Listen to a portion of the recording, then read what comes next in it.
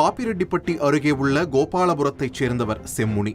67 வயதான இவர் 1996 முதல் அங்குள்ள தனியார் மெட்ரிக் மேல்நிலைப் பள்ளியின் தாளாளராக உள்ளார். இந்த நிலையில் பாப்பிரெட்டிப்பட்டியில் உள்ள சாய்பாபா கோவிலில் பூசாரியான பன்னீர்செல்வம் என்பவரிடம் பேசிக் கொண்டிருந்த போது காரில் வந்த சிலர் கடத்திக் கொண்டு போய் தாக்கியுள்ளனர். அப்போது இதை தடுக்க வந்த சிலர் மீதும் இக்கும்பலைச் சேர்ந்தவர்கள் தாக்குதல் நடத்தியுள்ளனர். விசாரணையில் பொருளாதாரம் சரியில்லாத காரணத்தால் பழக்கத்தின் அடிப்படையில் நண்பராக பழகிய பேரேரி புதூர் அரசு நடுநிலைப் பள்ளியின் ஆங்கில ஆசிரியரும் பாப்பிரெட்டிப்பட்டியைச் சேர்ந்தவருமான இனியவன் என்பவரிடம் தனது தனியார் மெட்ரிக் மேல்நிலைப் பள்ளியை எடுத்து நடத்தி கொள்ளுமாறு கூறியிருக்கிறார். பள்ளியின் தாளாளர் செம்முனி கடந்த 2023 ஜூன் மாதம் முதல் சம்பந்தப்பட்ட மெட்ரிக் பள்ளியை எடுத்து நடத்திக் கொள்வதாக பேசி 20 லட்சம் ரூபாய் முன்தொகையை தாளாளர் செம்முனியின் வங்கிக் கணக்கிற்கு மாதம் ஒரு தொகை என செலுத்த வேண்டும் எனவும் மேற்படி பள்ளியால் வரும் லாபத்தில் 10% தர வேண்டும் என்றும் வாய் வார்த்தையாக பேசி முடிவெடுக்கப்பட்டதாக கூறப்படுகிறது.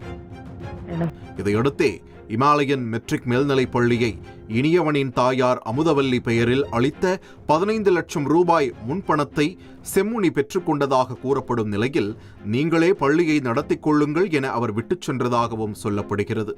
தொடர்ந்து பள்ளியில் பெரிய லாபம் எதுவும் கிடைக்கவில்லை என்பதோடு பள்ளிக்குரிய அங்கீகாரங்கள் எதையும் செம்முனி பெற்றுத்தரவில்லை எனவும் கூறி பள்ளிப்பட்டி காவல் நிலையத்தில் இனியவன் தரப்பில் கடந்த மாதம் புகார் அளித்துள்ளனர்.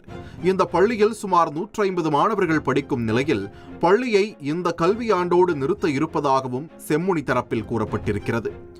இந்த சூழலில்தான் இனியவன் உள்ளிட்ட 5 பேர் செம்முனியை சம்பந்தப்பட்ட பள்ளிக்கே கொண்டு போய் பள்ளி ஆவணங்களை கைப்பற்றியதோடு முன்பணமாக வழங்கிய 15 லட்சம் ரூபாயை 50 லட்சம் ரூபாயாக திருப்பித் தர வேண்டும் அல்லது பள்ளியின் 5 ஏக்கர் நிலத்தில் 1 ஏக்கரை தனது பெயரில் எழுதி வைக்க வேண்டும் என செம்முனியை கட்டாயப்படுத்தி அரூர் பத்திரப்பதிவு அலுவலகத்திற்கே கொண்டு போயினர்.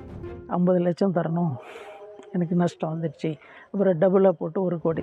பிறகு இதை அறிந்த பாப்பிரெட்டிப்பட்டி போலீசார் புதுப்பட்டி சுங்கச்சாவடியில் வைத்து காரை வழிமறித்து செம்முனியை மீட்டனர். மேலும் இனியவன் உட்பட மறுக்காலம்பட்டியைச் சேர்ந்த தீர்த்தகிரி, அம்பேத்குமார், மனோஜ்குமார், சுரேஷ், மூக்காரெட்டிப்பட்டியைச் சேர்ந்த யசேந்திரன் ஆகிய 5 பேரை போலீசார் கைது செய்தனர்.